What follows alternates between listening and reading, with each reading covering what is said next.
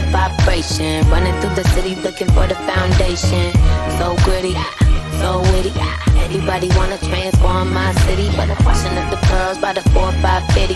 About to get it in, about to do the damn ditty in the video. Move so fast and I do it more. Move it real slow, won't you move it close? Won't you move it close? Won't you move it close? Won't you move it closer? Stick shift, I be handling. If you put your hands on, you be gambling. Try to do it twice, I dismantle them. Throw the money down, they be scrambling. Queen of hearts, I'm demanding them. Bombs on the cities like where you been. I'm trying to get underneath your skin. Why you gonna play if it's not to win? Yeah. I am whatever that I want to be. Hypnotized by always see my way through. I see my way through. I'm gon' transform, I won't conform. This is a storm, I don't want form. I'ma conform, I'ma reform, take shape from. It's like karma, they misinformed. Up from the norm, brainwash, they washed, I'm with that form. Tight life, move straight, inside, move like take sight.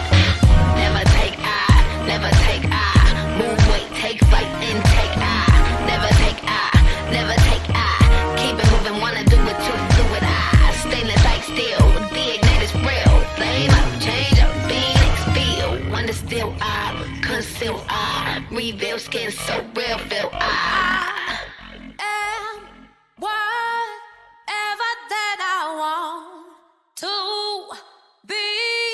Hypnotized by always see my way through.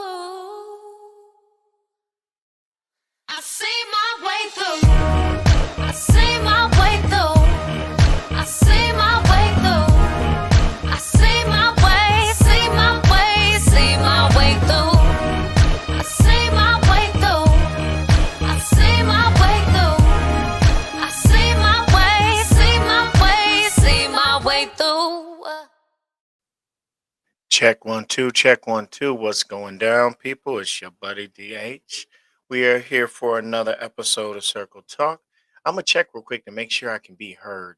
If you guys are listening, hit me in the inbox. Let me know if you guys can hear me. I'm gonna check it out, make sure. If you guys are listening, hit me in the inbox. Let me know if you guys. All right, good deal. We live. Welcome, guys. I'm really excited for another episode of Circle Talk. Episode 176. I didn't really think about this until my guest had pointed it out to me. 176 episodes of Circle Talk. And I'm really excited to have this conversation with this young lady. I remember her from way back in the day when I was doing my music. I had seen her on a few flyers, and a lot of people told me about her. And I was like, well, I still don't know who she is. Who is she?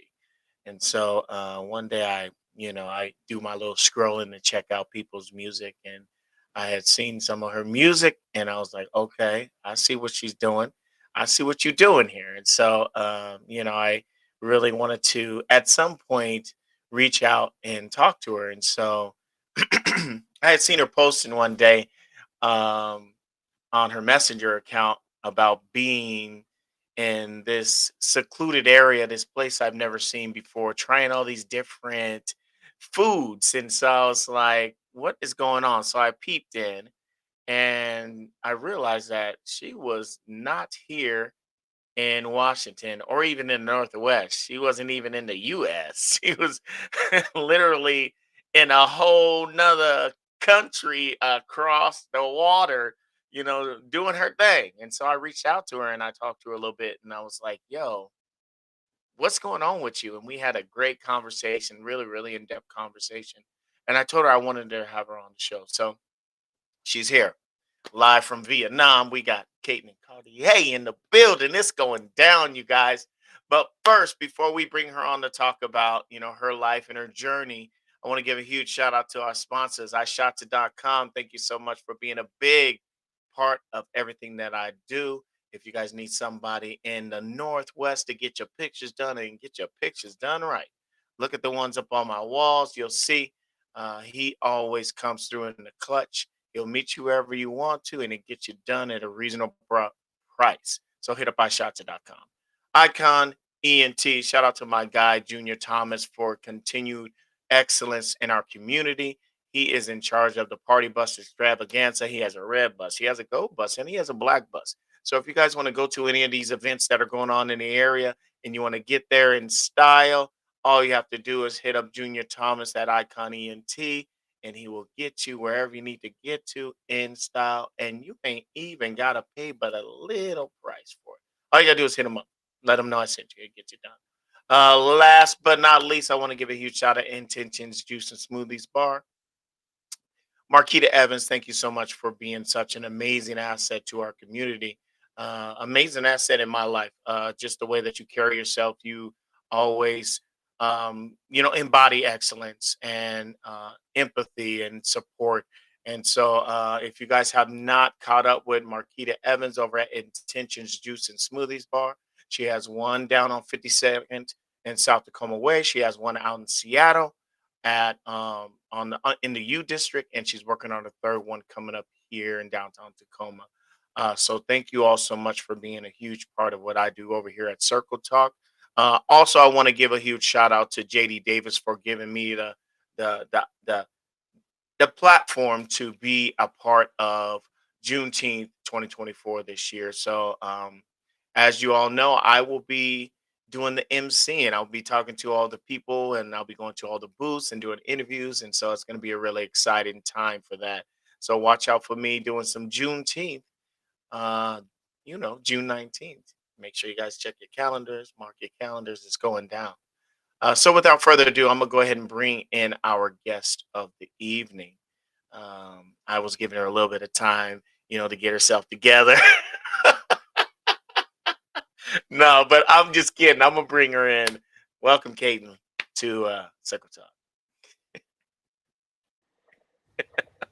What up? Hello, What up? David. How you doing? Can you hear me? Okay? Am I too loud? I'm good. I can hear you. You sound fabulous. All right, cool, cool, cool, cool. So how you feeling? Because I know, like, this morning, little, little A little confused, hectic. a little bit. Let the people know right off top. Just let the people know where you at. Like what time is it over there? Talk to the people real quick. We're live from Vietnam. It's 10 in the morning, and for all the people that know me, know I am the most ultimate night owl. And I woke up like, oh my god, I'm late. Yeah, So yeah, it's 10 a.m. It's gorgeous outside. I've got my drapes covered because it's so sunny out. It's yeah, beautiful. But yeah, we're in Vietnam. I'm in Da Nang, yeah. and enjoying the sunshine. Can't complain. Well, Congratulations on episode 176, by the way. thank you so much for pointing You're that so out. welcome. Honestly, I haven't even really thought about it. I just been kind of rolling with the punches. Just trying to continue to put out good content for the people and share people's stories, just like yourself. So Yes, I'm really excited. We got a lot to talk about and a we little bit, do. guys. So if you guys have any questions for her, please drop them in the comments.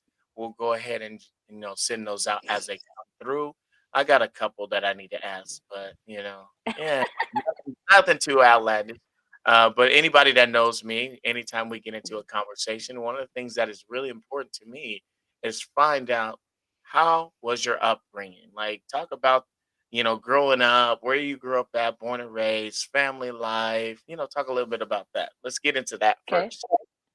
Okay. I am originally a Washingtonian, Hey. and from the Federal Way area. Oh, Um, yes, my parents lived on Lake Tapps for a while, and I was very young at that time, yeah, so I don't remember that. But I grew up in Tri Cities, and then moved to Bend, Oregon. My upbringing was amazing. I have an amazing family. I have a bonus dad and two stepsisters, and and my mom is an incredible woman. My stepdad, an incredible man, and my dad, an awesome guy. And Yeah, I had a good upbringing. I can't complain. Bend was amazing. I love living there. I miss it. I'm not in Bend anymore. Right. Beautiful mountain town, top 10 resort town. Couldn't have been a better art scene and community there as I was growing up. But yeah, Oregon, I feel like is my home, but I spent a lot of time in Washington and Tri-Cities area too. And so yeah, grew up on the river in Tri-Cities and boated a lot and spent a lot of time on the water with my family.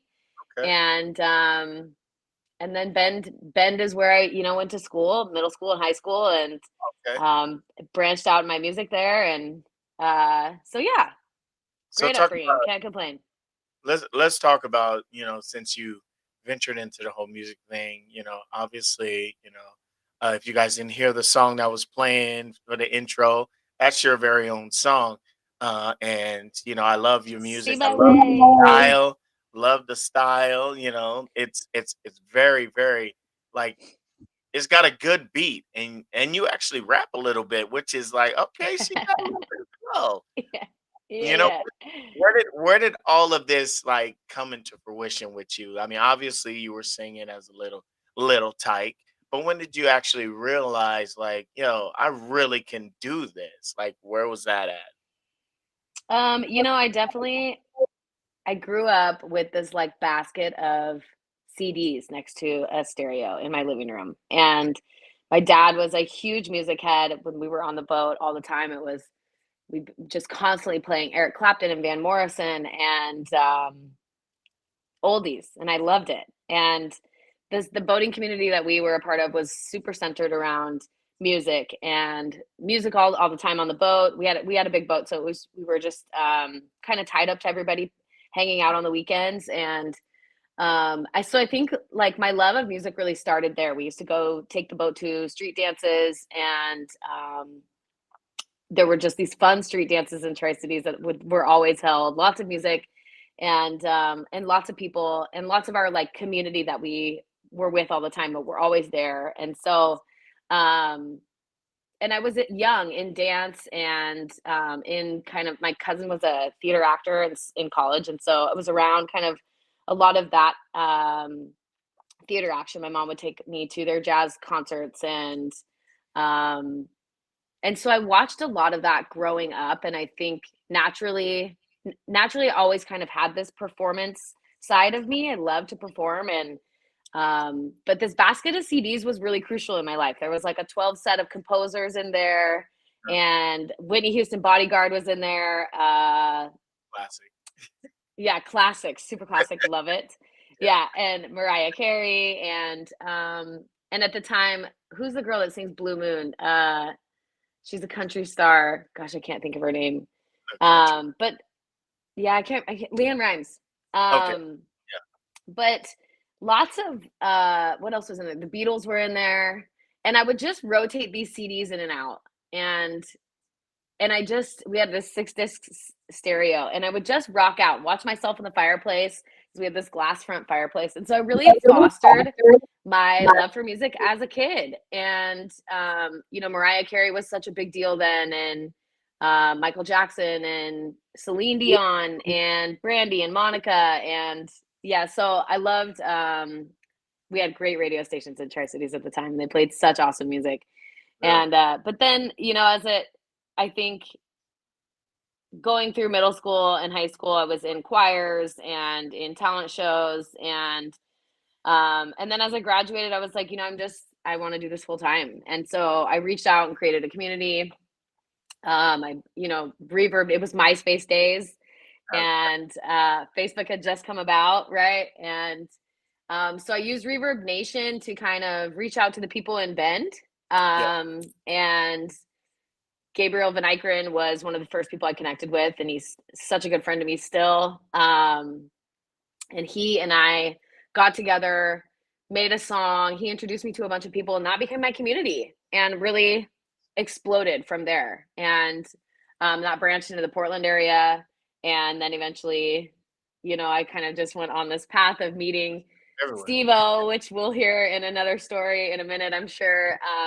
And so, yeah, it just became regional. And we went on a tour, and so it escalated really quickly. And like when you're on your path, things just fall into place as they should, and you end up right where you're supposed to be. So, um, but yeah, I don't think it was until 18 or 19, definitely around the 15-year-old age, I definitely was like, okay, I love music. It just lives in my DNA. You couldn't tell me that it's not who I am. Right. And there's not a lot of musical history in my family.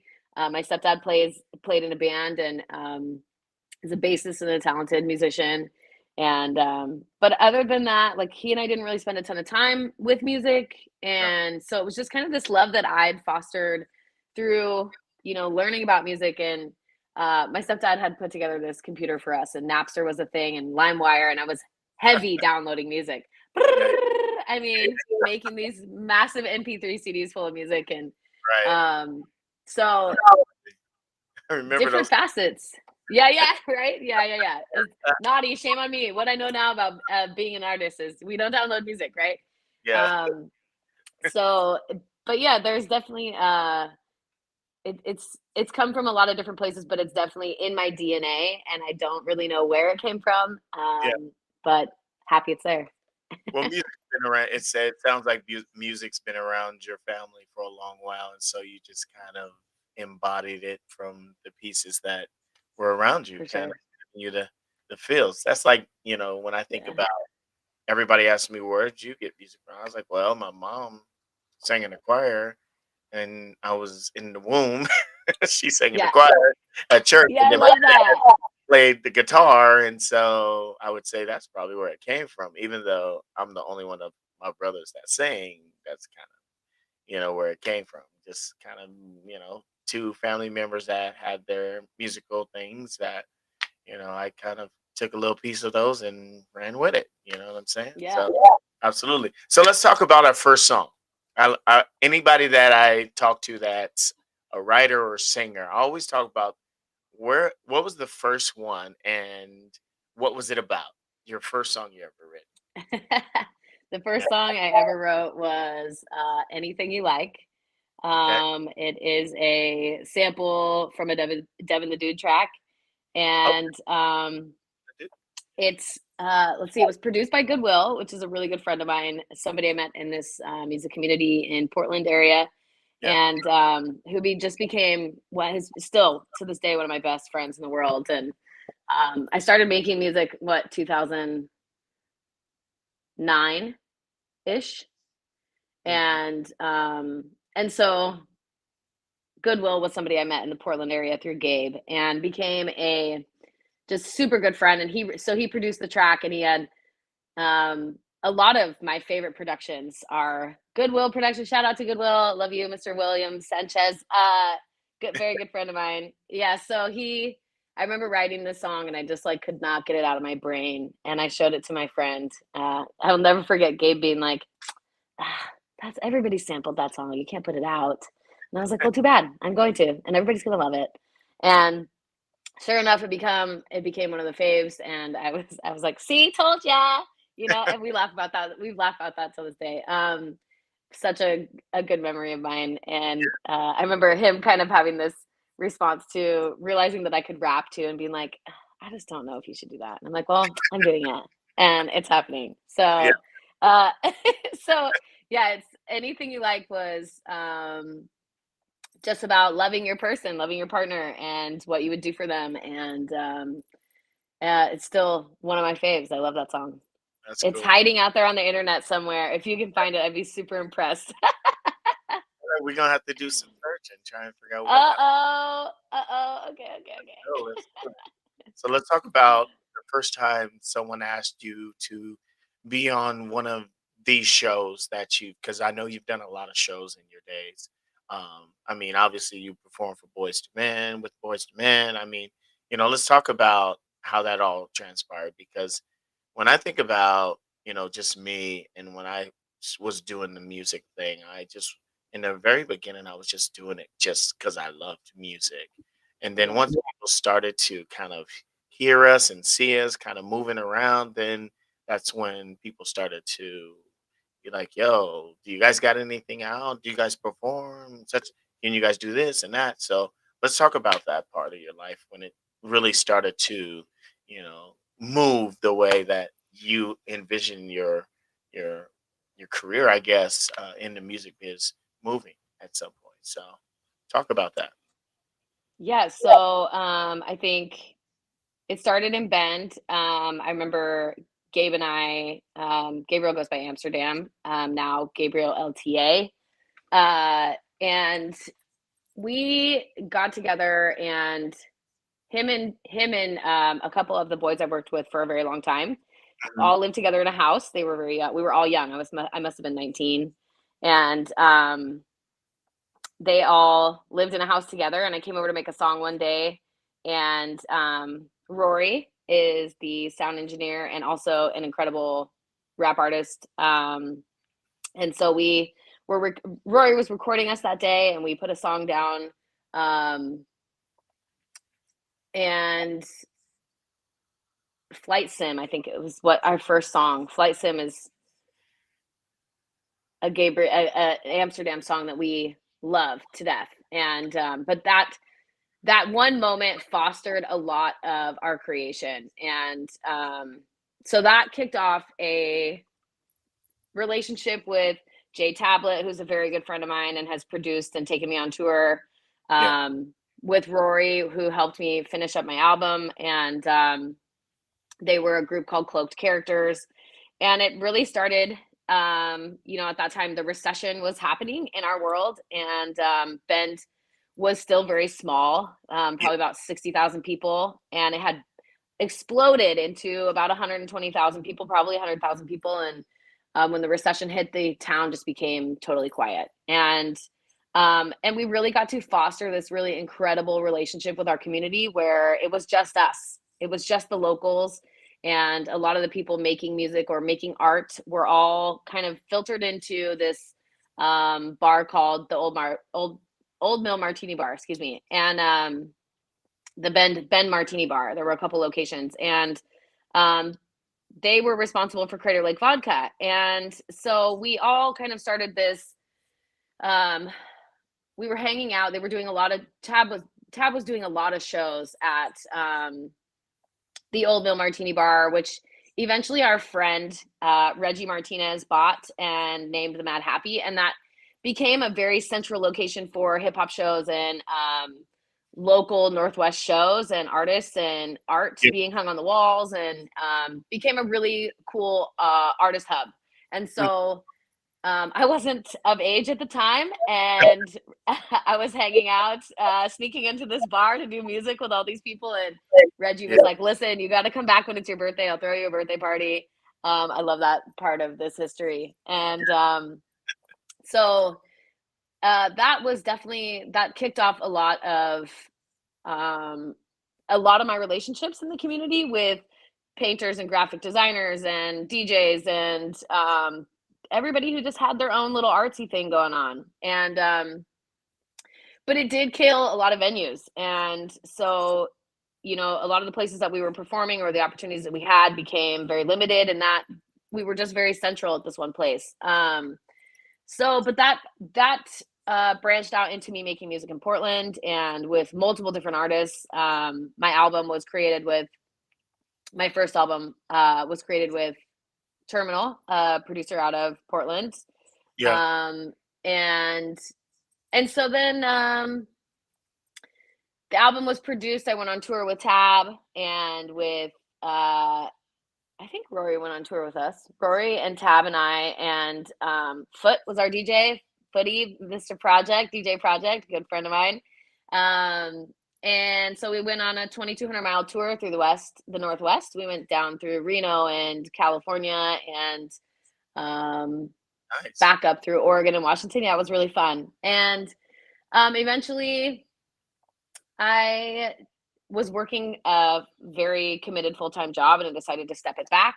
And I ended up working at this random gas station because I was working in a convenience industry anyway as a bookkeeper. And so when we talk Boys to Men shows, this story is just incredible. And I don't even like to tell it because I don't feel like it sounds real, but this is speaking to the law of manifestation and law of attraction, and really putting out there what you really dream to do, and something I'm really passionate about. And you'll hear me talk a lot about in the story of what's gone on in my life is really just believing in what you want to do and where it's going to take you, and having faith in how you're going to get there, and really not having a plan, but knowing that it's going to, that we see these videos online. It's like, you got to be Delulu. And I was definitely Delulu about my dream, like little delusional, and it worked out for me. But so I always had this dream to, growing up watching Mariah Carey and Boyz II Men on MTV, and getting to enjoy the One Sweet Day is one of my favorite songs on the planet. Absolutely. And End of the Road, Boyz II Men, just epic song for my time. And I think that really bred this desire to want to be on major stages with them. And so fast forward to 2000, must have been 2011, and I'm working at this gas station at the end of town. So random, because I wanted to not have this full commitment so I could travel more often for music. And so in walks this guy into this gas station, and it's late. And he's in the store for like an hour on the phone, and he's going, Boyz II Men, Brian McKnight, Belle Biv DeVoe, SWV, Mint Condition, New Edition.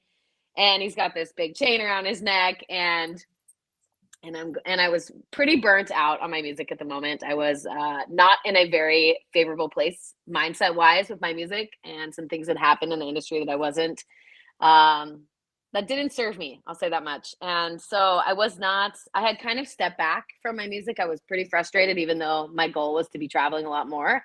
And so this guy gets up to the counter, and he's trying to check out, and he goes, "You look so familiar to me." I was like, "We've never met." I was so salty. It's terrible. I was like, "We've never met. Yeah. I don't know who you are. Can I get you anything else? You've been in here for an hour." I mean, it was so rude. Right. And he was very persistent, and he's like, "No, I know you from somewhere. What else do you do?" I'm like, "Man, this is what I do. I work at this gas station." Like, just not giving him the time of day, which is terrible. And so eventually our conversation led to that I was an artist. He asked me if I had an album, and I was like, "Yeah, I've got an album." And he's like, "Well, what do you sing? Are you a country star?" And I was like, "No, I sing R&B." And so he asked me for my CD at the end of our conversation, and I was like, "Yeah, I've got a CD." So I give him my CD, and he leaves. And within 5 minutes, I didn't give him my phone number. I'm like, "You can just contact me on email, whatever." Yeah. Since life exists in the digital era these days, I was like, "Whatever, just email me." Yeah. And so the station phone rings, and he's like, Caitlin, it's your number one fan. And I'm like, "Listen, Jesse's my coworker at this convenience store." And I'm going, "Okay, Jesse, whatever. What do you need? Are you coming down here to get snacks or what?" Like, Jesse lives down the road. I'm like, and he's like, "No, it's Steve." And I'm like, "Steve, you're my number one fan? Okay, what's up?" That's kind of amazing. And in my head, I was not as proud of my album, I think, as I wanted to be. And I was kind of like, "This guy's yanking my chain, like, whatever, And like I said, at the time, I just didn't have this great relationship with my music, and was kind of in the ebb of things, not necessarily the flow. And so Steve was like, "I want you to open for SWV." And I was like, "Yeah, right. Like, that's another one of my dream groups, I'm like, Sisters with Voices is incredible." And so he was like, "Yeah, I want you to open for SW." And I'm like, "Yeah, send a contract, whatever. Send me, I'll look at your contract and we'll talk about it." And so he sent me a very real contract, and we went ahead, and I was like, "Well, I'll get a show together." And I had a really rad outfit made for my show by one of the girls that I absolutely adore in town, who is an incredible seamstress, Allison Murphy with Utility. Helped me design a full outfit. I grabbed a couple backup singers, and we put the show together. And Funk Daddy DJ'd for me. A lot of you guys in the Seattle area know him. Rocky Sandoval opened, and we went away with the show, and it was incredible. like experience of a lifetime. Sold out 6,000 person arena at the Showwear Center. It was a dream come true, to be honest, and some of the biggest shows I've done to my day. Super proud of those moments. I just manifested it, law of attraction. I was like, I'm gonna open for Boyz II Men someday, and like sure enough, it happened. So, really incredible moment for my career, and really have never been tried to top it, and I don't know that I ever will. I remember walking through the Showwear Center in my outfit, and I walk by SWV, and Coco turns around and watches me walk away, and she's like, "Girl, your outfit," and I was like, "What? Me? Are you talking to me? Can you say that? Say it one more time." Oh my God, Coco just liked my outfit. Yeah. Oh, it was incredible. So yeah, Tight. I got to meet Belle Biv DeVoe, and I'm not much of a fangirl, so I'm not like, can I come see your green room? Can I come hang out? So I didn't get, I bumped into Sean from Boyz II Men, and I didn't see Brian McKnight. Wow. But the show was incredible, and just, my dreams had totally come true, and I really have never tried to top it. So yeah, here we That's are. that's so cool. I mean, I It was wish. very cool. I mean, Boyz II Men, Oh SWV, man, Brian McKnight. I mean, out of this Bill world. DeVoe, that's pretty amazing. It was So amazing. after all of this, what happened after? Shout out to Steve-O too, because I've Yeah, known big shout out. man, good guy, really good guy. Um, after you guys went through all these shows, what happened after that? Did you take a break and relax for a bit and just go back to writing, go back to work? What happened during that time? I think, you get to do a show like that, and I was so young, and I was a little underprepared for something like that. My mindset definitely took advantage of me, Mm. and I had plans to make the show bigger and better. But my life had other plans. There were certain situations that happened that compromised a lot for me musically, and also life just kind of got in the way. I was in a very committed relationship at the time, and I was kind of trying to decide, am I going to have a family? Am I going to stay on the road? What am I going to do? And I was in the process of making another album, and in that process of making another album, there were just some very heavy life things that had happened. Right. The music industry can be pretty dark, and there were some darkness that came over my life, and some events that were very tumultuous and traumatic, Yeah. and it caused me to take a very long pause, and caused some issues in my relationships in the music industry, just in my own space, with what had happened. And so in the meantime of me making a second album, I ended up putting that album on hold. And so album number 2 was on hold. There was a third album that ended up kind of being on hold and never finished. Yeah. Even a fourth album that became unfinished. And in the process of all of this, I had kind of tried to reset. I moved to Portland, and one day I got a call that my dad was not doing well. And so I moved home to be with my dad, and he was very sick, and it took a couple years to go through what was going on, and he eventually passed, and I lost my sister as well. And within the same year, we lost our grandfather, we lost our uncle. There was just some major family stress, Yeah. and so and some health issues that went along with that too. And so music kind of just really plateaued for me, and which is sad. But like, you go through these ebbs and flows of artistry, and I know I'm not the only person that goes through it. You can't be 100% all the time, and so I just stepped away, and there was kind of this moment where I was like, am I still making music? Right. Am I still doing this? Is this still alive for me? Like, the music will never go away. I sing every day. Yeah. I'm totally a shower singer. I loved karaoke. Yeah. And I love to write. I write all the time still. And I've gotten involved in the studio in various ways. I've kept that alive for sure. I do projects for other people.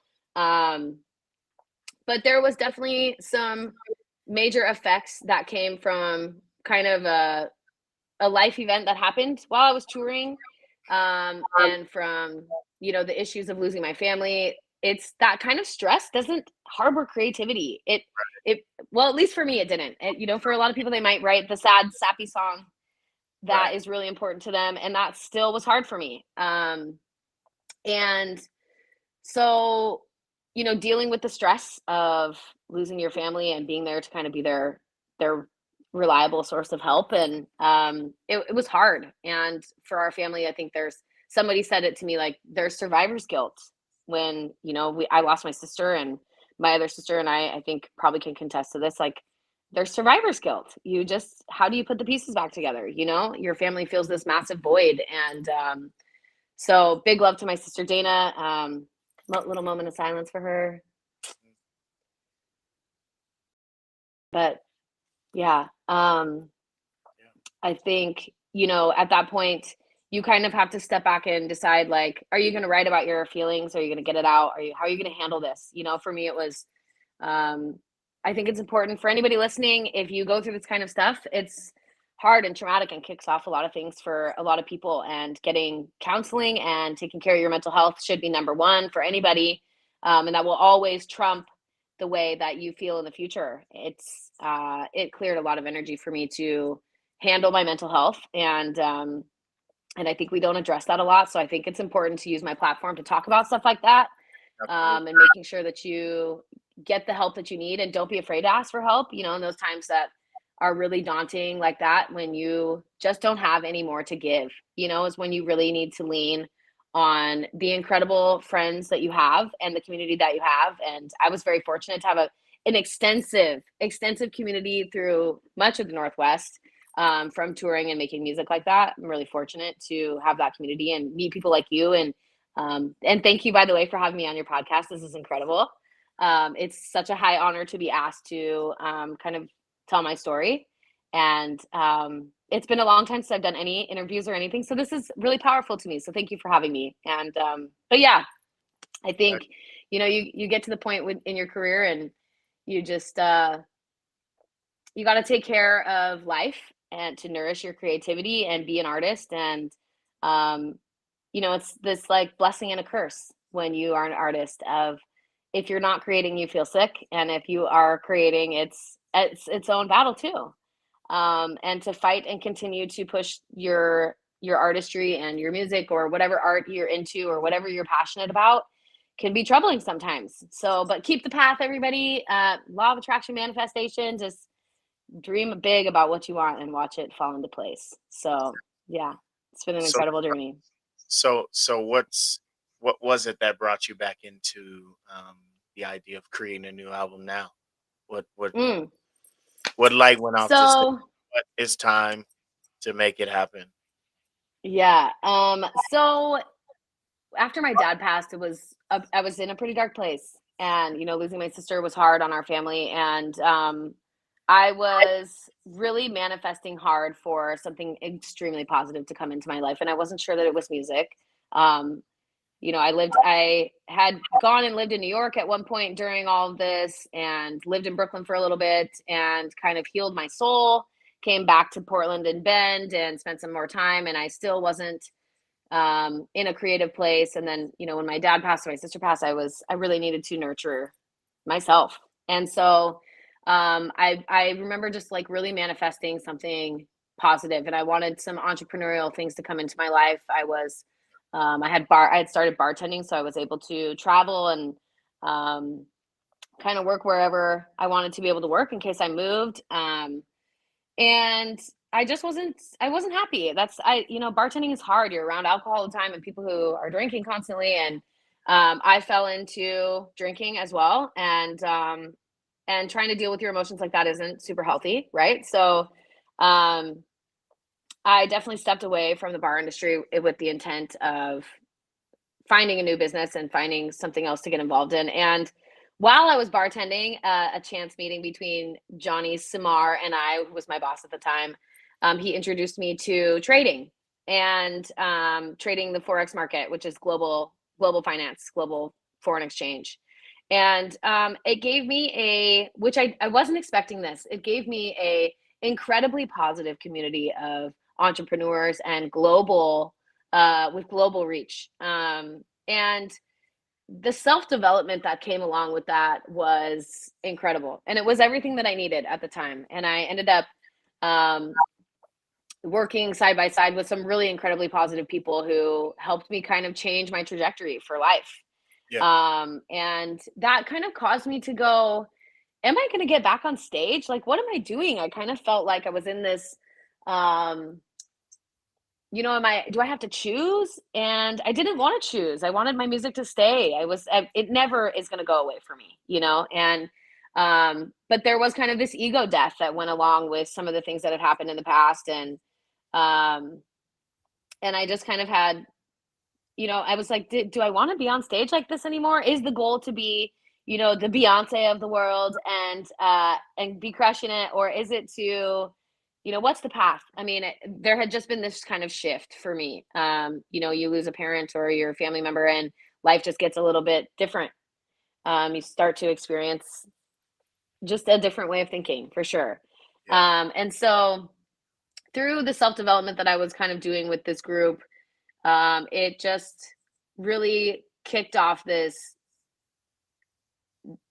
idea, like, am I going to make music again? I was struggling with my creativity. I wasn't writing as well as I used to, because I was just out of practice, and there's a confidence factor that comes to all of that too. And so I had stumbled upon this. I had gone through some health issues that I felt like affected my creativity and just kind of the way that my brain worked in that aspect. And somebody introduced me to a nootropic and some supplements that really changed the game for me and like got my focus back in check. And I started writing again, and I was shocked, and I was so proud of what I'd written. I was so excited.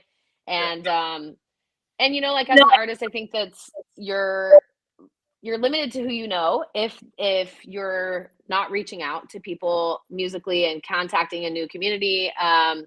And big shout out to all the producers who have come to my rescue and worked with me and charged me little to nothing if we work together, like Taupe and Terminal was one of those. Rory and J-Tab were one of those. Gabriel and I worked together. Keegan Smith and I. Who else? Gosh, there's just been Goodwill. Did I say Goodwill?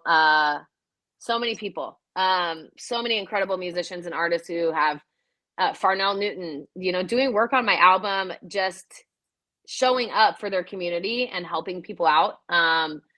But then the development of BeatStars, I don't know if a lot of people are familiar with BeatStars.com, is a platform for for producers and artists alike to share their creations. And so that opened up a huge world for me. I think being able to like filter through a bunch of stuff and choose, I always had these big beat folders, and just because you have a big folder of beats doesn't mean that you're going to find an album in there. You might find one or two songs and you're piecing together an album, or you decide to do a deal with somebody where you put a full album together.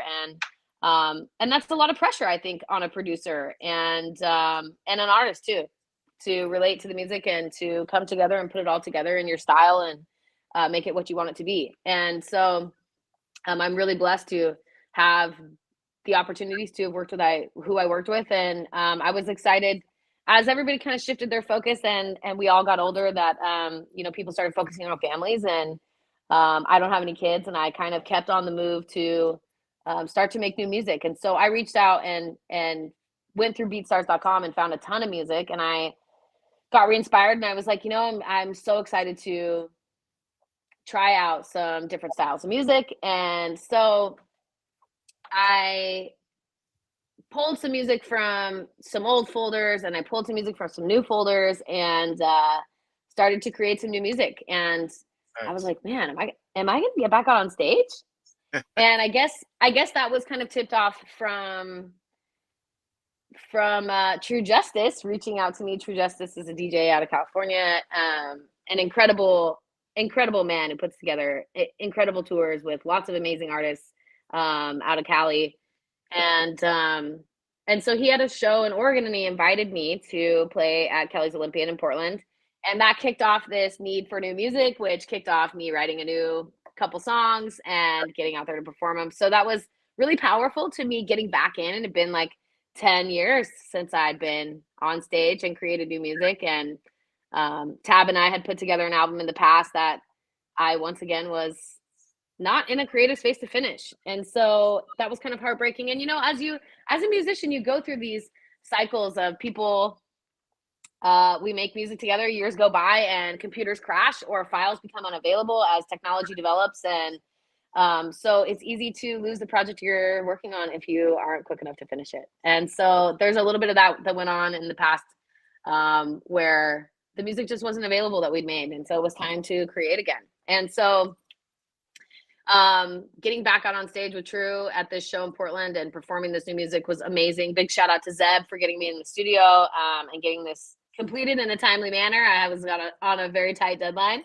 And I'm still kind of finessing these songs, or I'd say let's rock them out and play them for you. But Illusion is a song I'm really excited to release, and Every Now and Then is another song that I'm super duper excited to put out at some point. I still feel like I've got a little tweaking to do on it.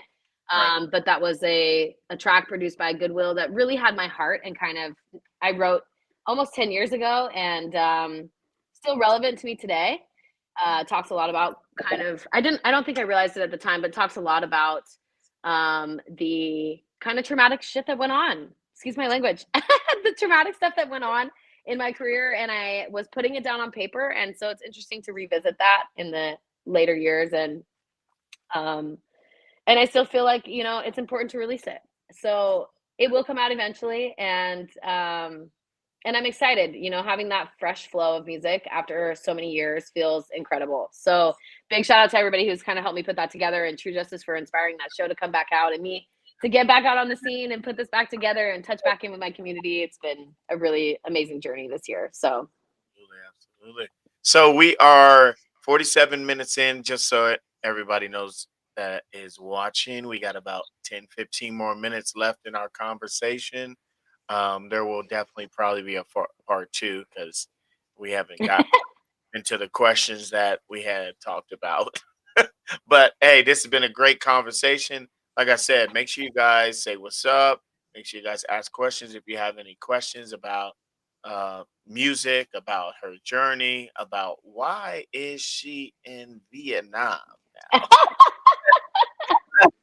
I mean, because I want to know. Inquiring minds. let's talk about it.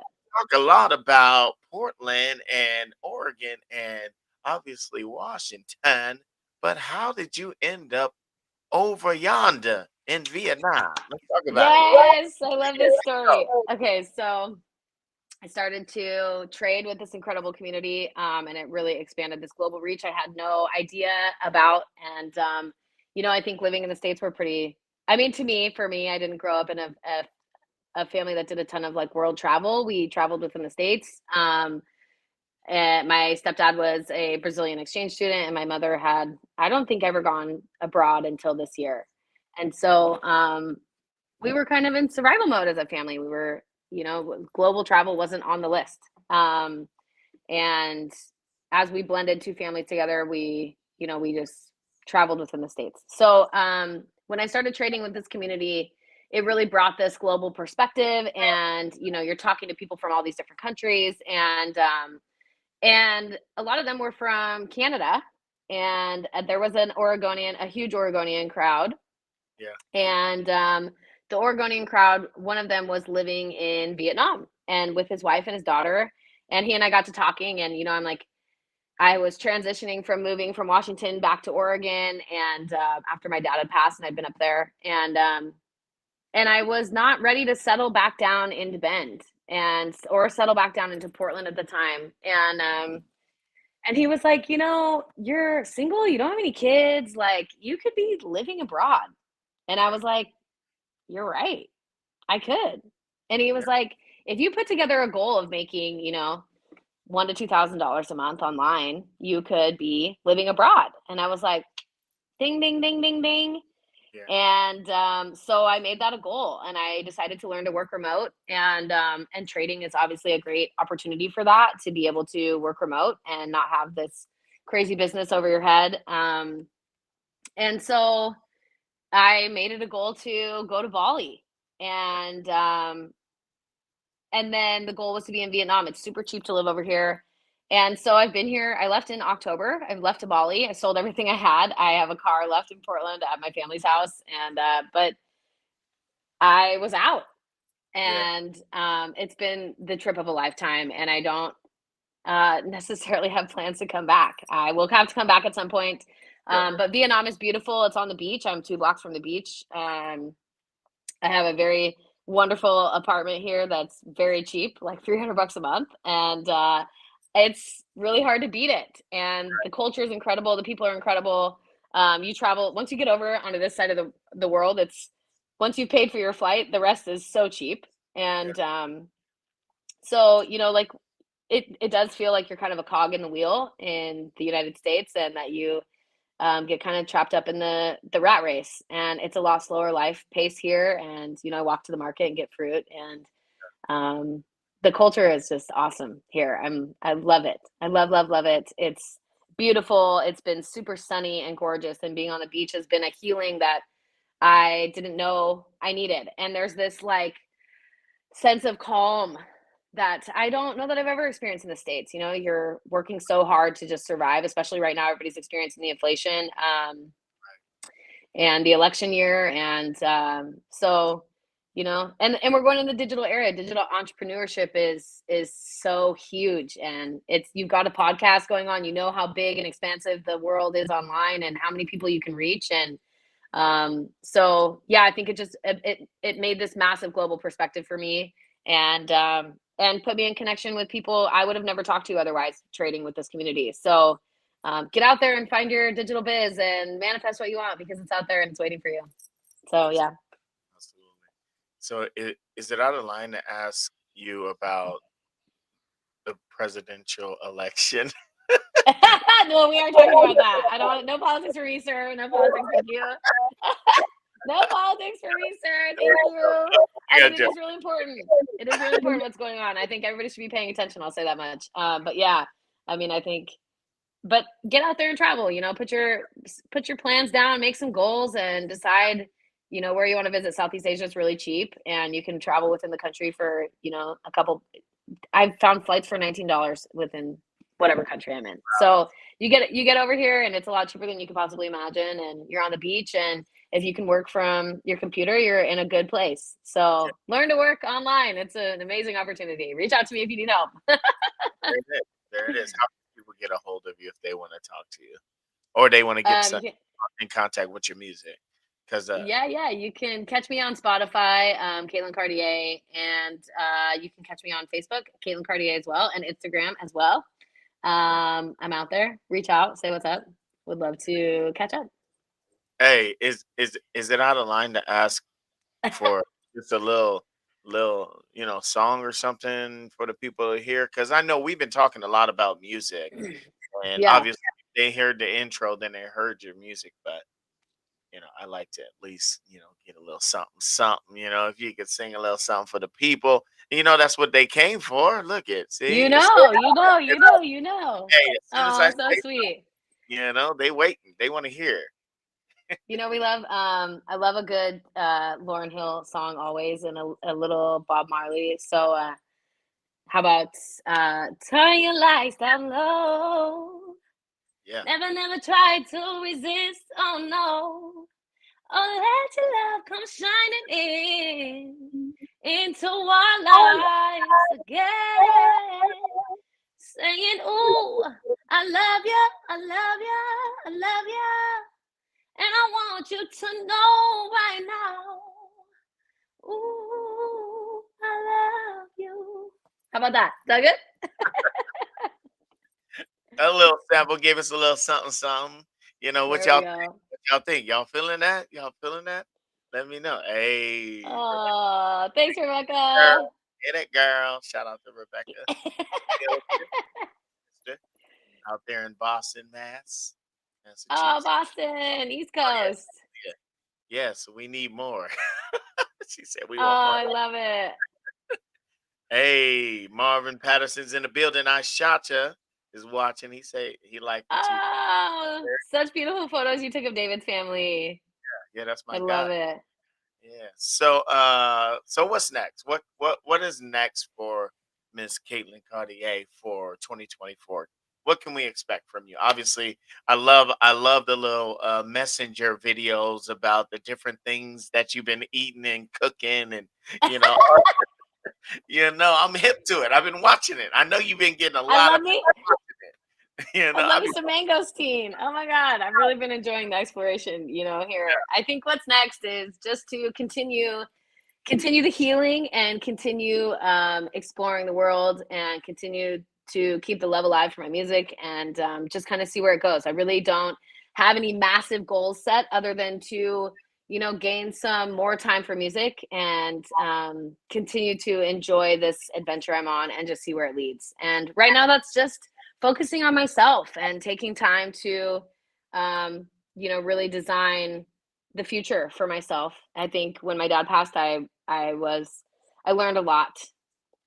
Blessing in disguise from you have to take some lessons away from what's happened in your life and find some gratitude and some positivity from that. And um, I think you just got to keep moving. And the one thing I learned was that I want to make sure that I'm financially sound in the future. And when I was bartending making music, we all saw what happened in COVID, that nobody had insurance and all the different, had shows going on and you weren't insured as far as having a job. And so it was eye opening as an artist to be like, whoa, my artistry just got taken away from me and my livelihood if I was traveling like that and touring. And so it really puts you in another perspective, like, 7 income streams, making sure you cover all your bases and having, multiple ways to make income, I think is a huge thing. And obviously music is one of those, but there needs to be more. You can't have all your eggs in one basket. So I learned a lot from that. And I think going forward, it's just about, keep more music and more world adventures and inspiring people to get out there and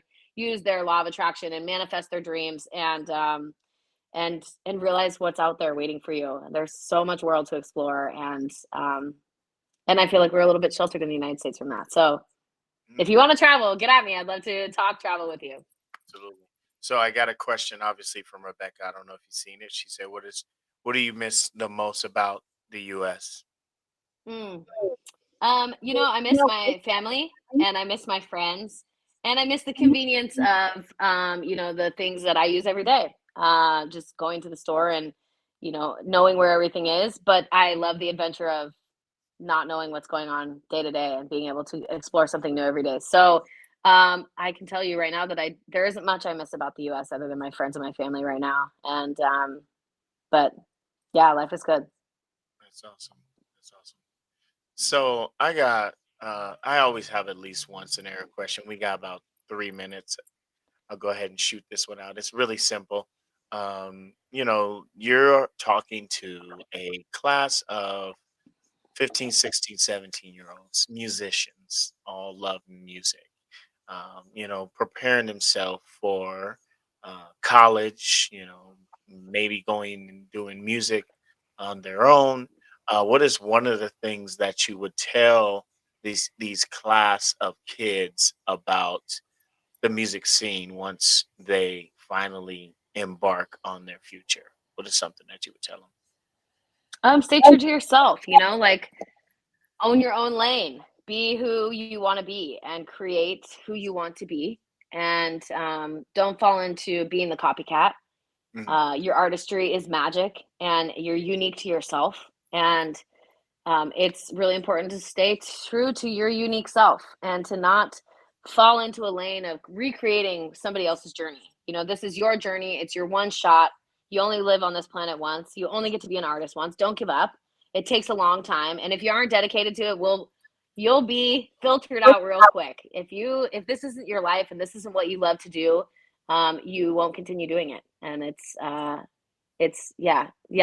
right, Rebecca. Live your dream. I think it's really important to stay true to yourself and stand up for yourself and have your own opinion. I don't like to see people be bullied and have to take a contract in a music world, or there's a lot of contractual BS that goes on where people feel like they immediately have to sign themselves away. Don't sign yourself away. You have so much opportunity to promote yourself online and make what you want to be a reality and stay and not have to sell your soul to do it. You know, the independent music world now is so powerful, and you aren't being manipulated by these people who are full of money. And you know, the industry can be dark, so stay true to yourself, keep your light shining, make sure to stay in your own lane, and work hard on your craft. Study, research, get involved with people, use proximity as your biggest opportunity. Being next to people, like, success loves speed. That's one of the things I love to hear from our trading community, is getting around people who are doing what you're doing and creating the community around you that can better your career. You know, you don't want to be around B-level players. You want to be around high level people with standards who are going to make you better. You don't want to be the baddest player on the team. You want to be the youngin taking in all the information. And so get yourself positioned to take advantage of the people around you and ask questions and make your dreams come true, because it's possible. That's for sure. That's awesome. Really, really good. Really, really good answers. I love it. Yeah. I love it. You quick with it too. Witty. She's witty, y'all. She's witty. She on her game. She's ready. So That's we right. are past the 1 hour time limit, guys. Unfortunately, Aww. I have a son in the other room that's been peeking in and out, and so I probably should go make sure that he's okay. He's dealing with a little bit of strep throat, so I'm gonna go ahead. Oh, strep is the worst. I've been through that. Poor guy. My heart's with him. It's a possibility he has it. We aren't sure yet. We got him some meds. He's doing okay. He just wants Feel better, little guy. some attention, and It's so dad time. It's dad time. I gotta go spend some time with my little guy. We gotta do this again though, because there's so many things going through my head that I want to ask right now. But Write your questions yeah, down. I'd love to do it again. I got questions. Y'all know how I get down. I can go, go, go. We ain't even got a list. It's all right here. Let's go. So Part hey, 2 on the way. Part 2. yeah, we're gonna do a part 2 as soon as the album's out. So y'all watch for the album coming, and we're gonna get into it and talk a little bit more about just the people out there, because we didn't really talk about that, and I really wanted to kind of get into it, but we'll talk later. Y'all, Okay. you guys check out. Monday we'll be back. I'll be with a young man that's born and raised here in the town. He's gonna talk with us about just being a mentor to youth and adults. His name's Threat Brown. Make sure you guys tune in 2 p.m. Pacific Standard Time. We'll be back on Monday. So thank you guys so much for viewing. Thank you, Caitlin, for jumping on. Have Thank a you, wonderful David. It's a pleasure. and we'll talk soon. Y'all take care. Bye. Peace. Yee.